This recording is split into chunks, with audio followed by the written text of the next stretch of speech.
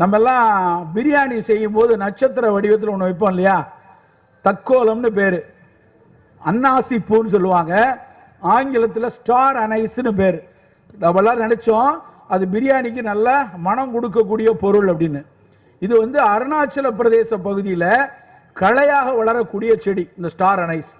இந்த star அனைஸை 1970களில் roach அப்படிங்கிற நிறுவனம், சீனாவில் இயங்கி கொண்டிருந்த ரோச் நிறுவனம், சீனாவில் இருந்து குறுக்கு சந்தில் வந்துடுவாங்க அருணாச்சல பிரதேசத்துக்கு.